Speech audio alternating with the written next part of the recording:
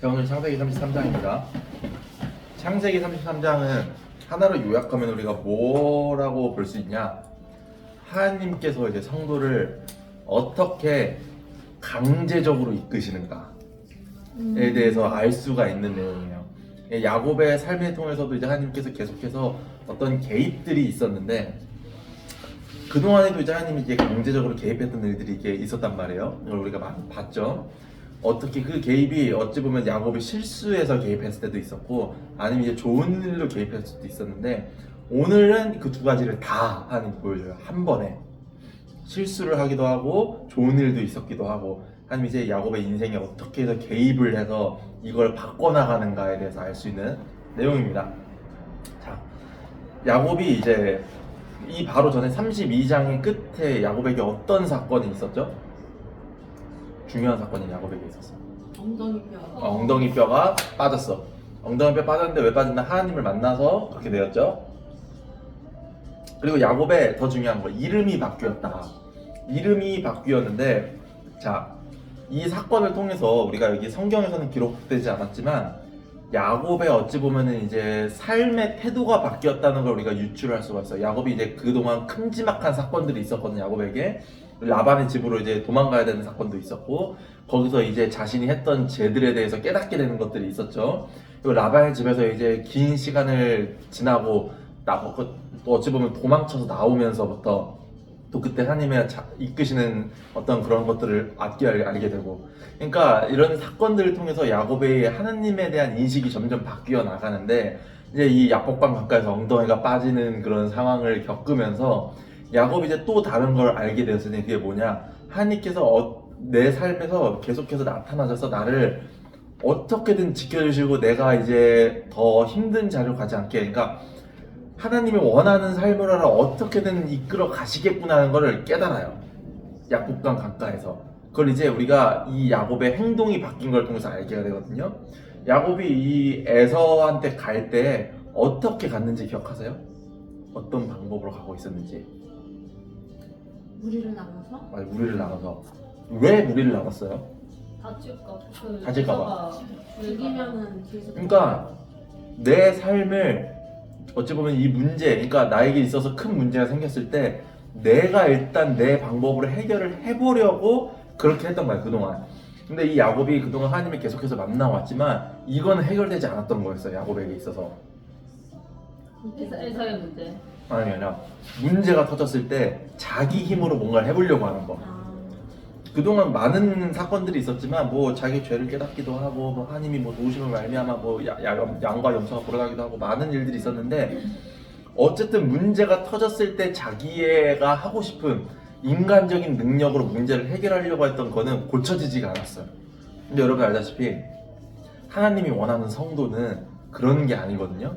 그럼 이 말은 뭐냐? 하나님께서 어떻게든 이 모습을 바꾸실 거라는 거예요. 이렇게 오늘 등장을 합니다. 자, 이 야복강 강가에서 엉덩이 뼈가 탈골되는 사건을 통해서 성경에 기록되지 않았지만 야곱이 깨달았던 건 바로 그것이었어요. 문제가 해결되기 위해서는 내 힘으로 하는 것이 아니라 하나님을 의지하는 게 먼저구나. 자, 그게 드러납니다, 오늘. 야곱이 눈을 들어보니까 에서가 보였습니다. 에서가 보였는데 이제 부하 400명을 데리고 오고 있었다. 자, 우리가 여기서 생각해 볼 수 있는 거는, 에서는 지금 야곱을 향해서 어떤 마음으로 오고 있었을까를 한번 생각을 해봐야 돼요. 좋은 마음일까? 나쁜 마음일까? 근데 이거를 생각할 때 우리가 이제 좀 신앙의 성숙이 있는 사람으로서 뭘 더 유추를 해야 되냐? 하나님이 이 사건에 계속해서 개입이 되어 있다라는 거를 생각을 하면서 에서의 마음을 유추를 해야 돼요. 그런 면으로 봤을 때 에서가 지금 야곱한테 오랜만에 만나서 좀 반가운 마음으로 오고 있었을까? 아니면 정말 야곱을 지금 아직까지 좀 증오하는 마음으로 오고 있었을까? 봤을 때는 어느 쪽이라고 여러분 생각을 하세요?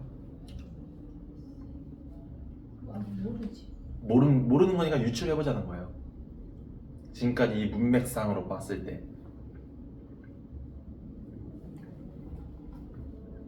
첫 번째 입장으로 봤을 때는 용서하는 마음을 갖고 있었다?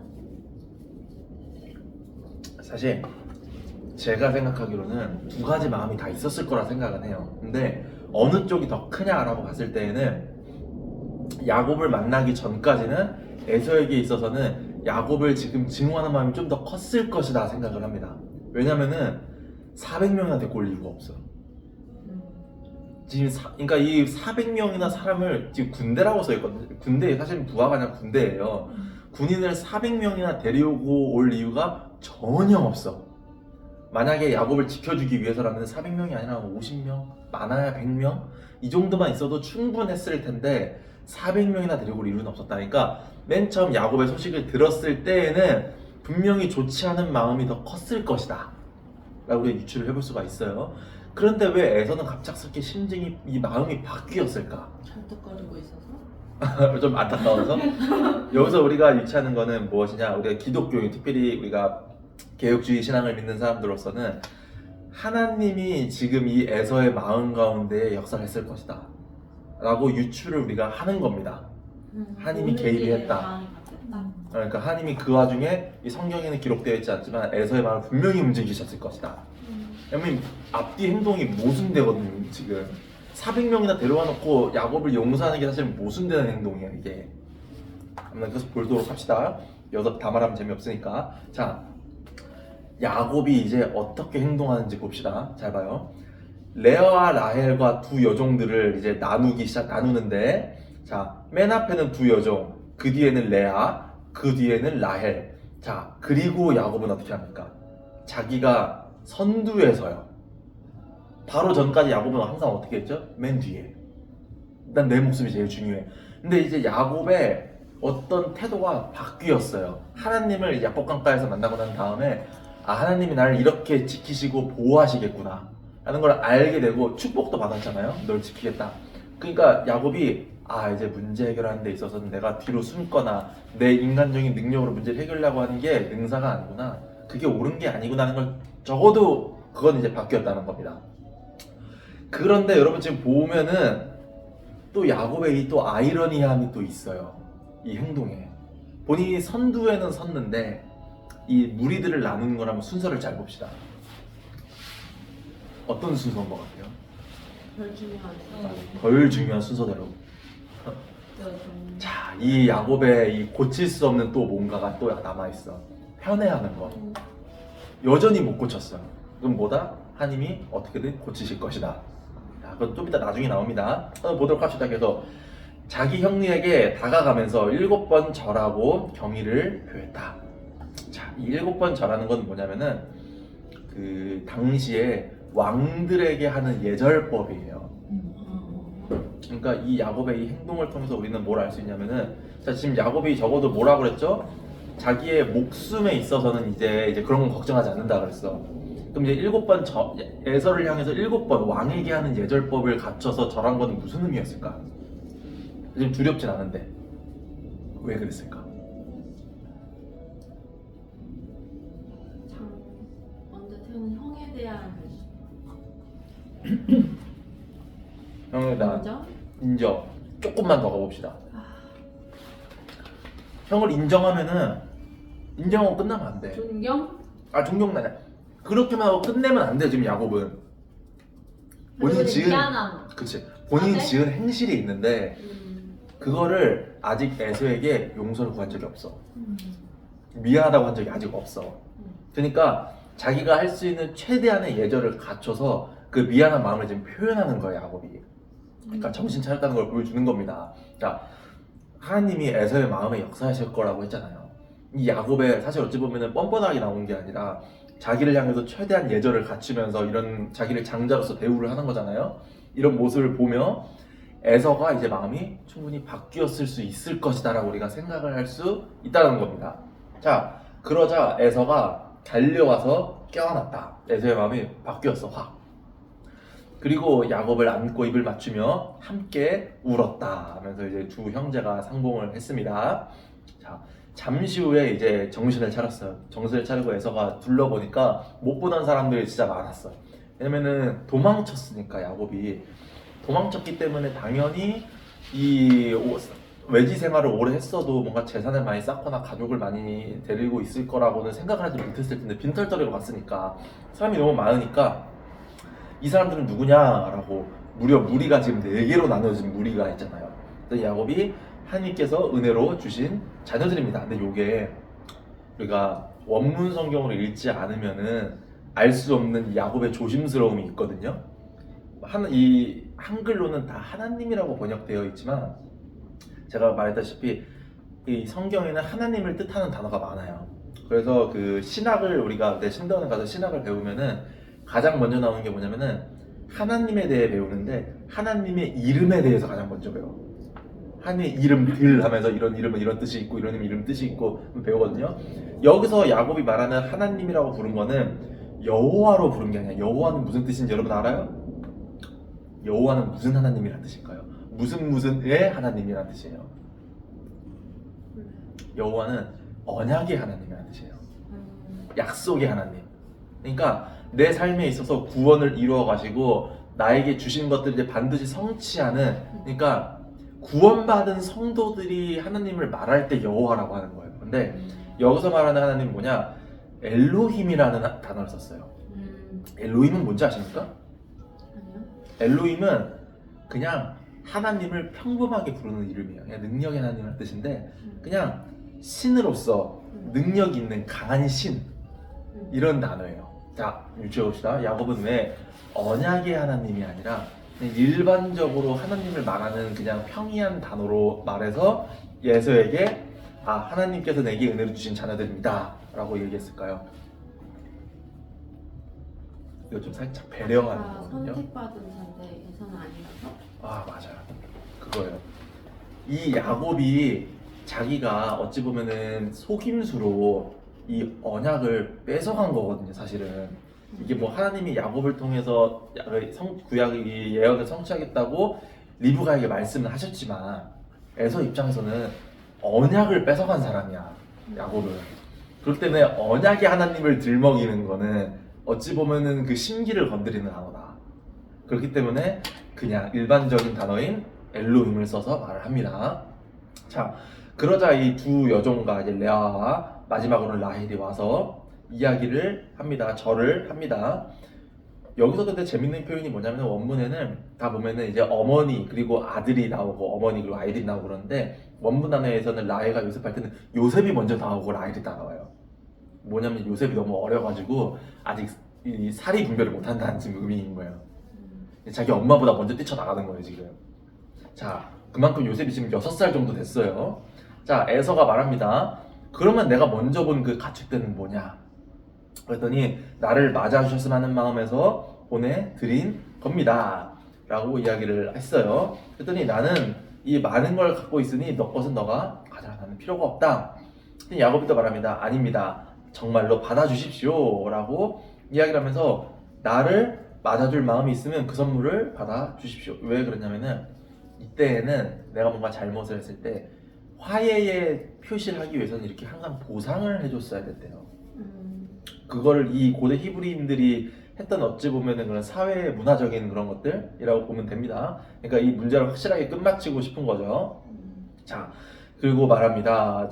주인님의 얼굴을 보니 하나님의 얼굴을 보는 것 같습니다 라고 하면서 하나님이 우리의 사이를 화해시켜 준 것 같이, 그러니까 에서를 딱 보니까 하나님이 딱 떠오르는 거예요. 하나님이 우리 사이를 화해시켜 주고 계시는구나 라는 어떤 느낌을 받았겠죠, 야곱이.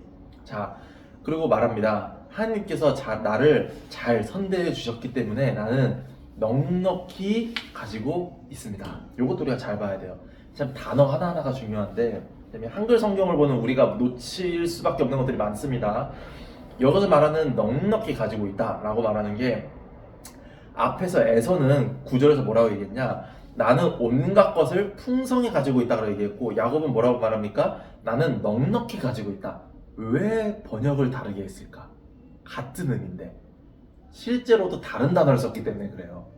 에서가 말하는 풍성히 가지고 있다는 거는 재물에 있어서 내가 많이 가지고 있다. 그러니까 난 부자다. 이런 의미예요. 근데 야곱이 말하는 넉넉히 가지고 있다는 뭐냐? 그거보다는 좀 더 신앙적인 의미입니다. 나는 모든 것에 있어 충만하다 라는 단어. 그러니까 실제로 내가 부자다라는 말이 아니라 나는 재물이 있든지 없든지 모든 면에 있어서 하나님과 함께하고 있기 때문에 만족스러운 상태다. 그냥 이거 줘도 나는 상관없다. 이런 의미로 쓰고 있는 겁니다. 그러니까 지금 이 두 형제가 어찌 보면 쓰는 단어에서부터 이미 조금 살아온 환경과 이제 하나님의 이제 역사심이 달라지고 있다는 게 느껴지시죠? 자, 그러고 야곱이 간곡히 권하니까 에서가 선물을 받아들였다라고 합니다. 그리고 에서가 말합니다. 내가 앞장설 테니 먼저 출발하자. 왜 에서가 앞장선다고 했을까요? 길을 더 잘 알고 있었을 수도 있겠지만 이 당시에는 이게 좀 국가가 제대로 형성되기 전이니까 이 도적대들, 약탈하는 사람들이 자주 나타났기 때문에 내가 호의해줄 테니까 내가 먼저 갈 테니까 같이 따라가자 라고 지금 에서가 배려를 해주는 겁니다. 근데 야곱이 거절을 하죠. 어떤 사유로 거절합니까? 일단 많이 지쳤다. 가축들도 젖을 먹게 된다. 왜 이렇게 가축과 아이들이 많이 지쳤을까? 급하게 나왔으니까. 도망쳤잖아. 급하게 가야 되니까 이제 좀 힘들게 빨리빨리 온 거야 여기로. 그러니까 지쳐 있어요. 그러니까 우리는 좀 천천히 가야 될 것 같습니다. 그리고 나보다 먼저 가십시오. 근데 여기에는 좀 숨겨진 의미들도 있어요. 어떤 의미들이 있냐? 일단 그냥 보여지는 의미는 우리가 지쳐 있으니 좀 천천히 가겠습니다 라고 하는 거고, 다른 의미도 뭐가 있냐? 일단 둘이 향하는 목적지가 달라. 에서는 어디로 갈까요? 원래 살던 에돔 땅. 하나님이 거기로 가라고 이삭이 축복했던 그 땅, 축복을 하기 힘든 그 땅으로 가야 되고, 야곱은 어디로 가야 됩니까? 약속의 땅 베델로 가야 했죠. 봅시다. 가야 합니다. 목적지가 달라요. 그리고 또 뭡니까? 에서와 같이 살면은 에서의 생활 방식을 또 잘 보고 배울 거야. 그러니까 어쨌든 이 에서와는 떨어져 살아야 돼. 여러 이유들로 말미암아서. 그러니까 보내는 거예요, 먼저 에서를. 자, 그리고 나는 따로 가고 세일이라고 하는 곳에서 나중에 만나겠습니다. 중간 지역이에요, 가나안 땅에. 에서가 말합니다. 그러면은 몇 명 내가 남겨두겠다. 근데 야곱이 말합니다. 그럴 필요가 없습니다. 만약 옛날에 약복강 전에 하나님을 만나기 전에 야곱이었으면은 그냥 같이 가겠다고 하면 같이 가자고 했을 거야. 왜냐면 자기 목숨이 더 중요하니까. 근데 끝까지 거절을 합니다. 나를 지켜주실 필요가 없습니다 라고. 자, 그리고 에서는 돌아가고 야곱은 숫곳이라고 하는 곳으로 가서 잠시 쉬기로 결정을 했어요. 그리고 초막을 지었는데 왜 이 숫곳이 됐냐? 초막이라는 단어가 숫곳이어서. 초막 뭔지 알아요? 단어 뜻 그대로인데? 풀로 만든 집인가? 풀로 만든 집이에요. 진짜 풀로 만든 집이에요. 그냥 풀을 꺾어가지고 대충 진흙이랑 섞어가지고 그냥 동굴처럼 만든 집입니다. 진짜 임시거처. 자, 이리하여 하면서 18절입니다. 이렇게 야곱은 밧단 아람을 떠나서 살던 곳이었죠. 20년 동안 가나안 땅으로 왔는데, 아까 유씨 뭐라 그랬죠? 어디로 가야 했다고 야곱은? 베델로 가야 하는데 야곱 어디로 갔습니까? 세겜 성읍에 무사히 이르렀다. 그는 성읍 근방에 장막을 쳤다. 장막을 친다는 거는 내가 여기서 살겠다는 의미입니다. 초막이 아니라 장막을 쳤어요. 거주하겠다는 의미예요. 자, 야곱이 여기서 실수를 저지르게 됩니다. 약속한 대로 베델로 가는 게 아니라 여기서 내가 살아야겠다 라고 생각을 했어요. 그리고 이제 34장에서 그것 때문에 사건이 하나 일어나죠. 자, 오늘 이 33장의 내용을 여러분 요약하면 어떻게 내용이 있을 수 있을까요? 두 가지 사건이 있어요. 33장은 요약하면은 첫 번째 사건은 뭐죠? 에서를 만나는 거고, 두 번째는 세겜에 사는 것. 자, 이 두 가지를 한 개 한 개씩 우리가 좀 분석을 해보면은, 자, 이 에서를 만날 때에 야곱의 태도가 변화했던 걸 우리가 알 수가 있어요. 야곱이 그동안 계속해서 어떤 인간적인 방법으로 문제를 해결하려고 했지만 이제 그 사건들 우리가 다시 떠올려 보면은 제대로 해결된 적이 사실 없었어요. 그러니까 무슨 말입니까? 근본적으로 그 문제의 해결책이 되지 못한다. 완벽하게 그걸 해결해 줄 수가 없다 라는 우리가 야곱의 인생을 통해서 알게 되는 겁니다. 우리로 대입하면 뭡니까? 우리의 삶에 있어서 문제가 있을 때에 우리가 생각해놓은 해결책들, 우리가 생각해놓은 방법들은 근본적인 해결이 안 된다 라는 것을 야곱을 통해서 알게 되는 거예요. 그래서 우리가 이제 어떻게 앞으로 살아가야 되는 걸 배우게 됩니까? 우리가 우리의 문제가 있을 때에 그게 이제 내 문제라고 생각하는 게 아니라 아무리 사소한 문제라고 해도 하나님께 먼저 의견을 구하는 게 가장 먼저구나 라는 것을 알게 되는 거죠. 야곱의 인생을 통해서. 자, 그리고 야곱이 태도가 이렇게 변화될 때에 근본적으로 하나님이 에서의 마음을 바로 변화시켜주는 걸 보면서 아, 그게 진짜 진정한 해결책이구나 라는 것도 우리가 깨닫게 되는 겁니다. 그리고 두 번째 사건, 세겜에 거주하는 야곱을 보면서 우리가 뭘 알게 되냐면요, 자, 정말 이 사람이 변하는 게 그럼에도 쉽지가 않구나 라는 것도 알게 돼요. 자, 하나가 해결됐지만 야곱에게 있어서 아직 해결되지 않은 수많은 어떤 야곱의 본인의 성품의 문제들이 있는데, 그 중 하나는 뭐냐면은 본인의 삶에 있어서 자꾸 이제 편안한 걸 찾아가는 거야. 그러니까 당장 하나님이 하는 약속을 먼저 기억하는 게 아니라 그냥 지금 삶에 있어서 아, 지금 삶이 좀 좋으니까 하면서 안주하는 거. 하나님이 말하면 그때서야 가는 거. 반응이 좀 느리죠, 야곱이. 이게 야곱의 좀 문제예요. 자, 이런 야곱의 사실 선택도 우리의 삶과 비슷하다고 볼 수가 있어요. 이 어찌 보면은 이 베델이라고 하는 게 이름의 뜻이 뭔지 기억나요? 베델. 엘은 하나님이고 벳이 뭘까요? 벳엘. 괜히 베델이 아니야. 이 야곱이 베델로 돌아가지 않는 이 사건이 우리에게 주는 메시지가 분명히 있어요. 그 이름에서도 오는 약속? 뭐지? 돌기도? 하나님의 집? 하나님의 집이에요.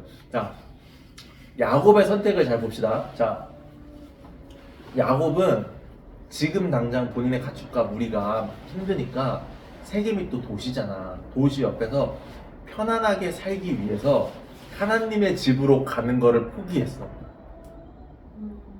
자, 이게 우리에게 주는 메시지가 분명히 있다는 거죠.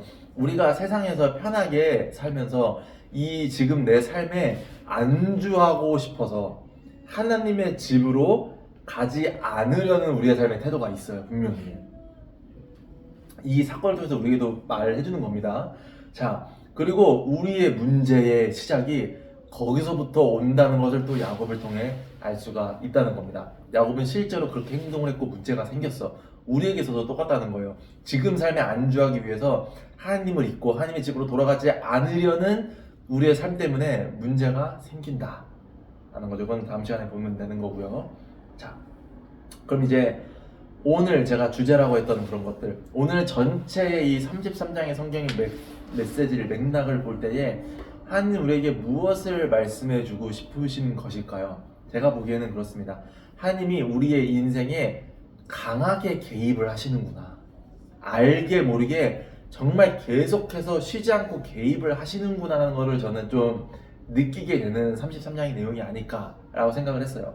자, 이거를 우리 옛날에 교회에 가면은 어려운 단어로 강권이라고 하죠. 자, 근데 그 개입이 목적이 있어. 그 개입은 항상 어떤 목적을 향해 가요. 하나님의 개입은 목적이 있는데 무슨 목적이 있을까요? 우리를 어떻게 만드는 게 목적일까요? 항상 똑같은 목적으로 개입을 해요, 하나님은.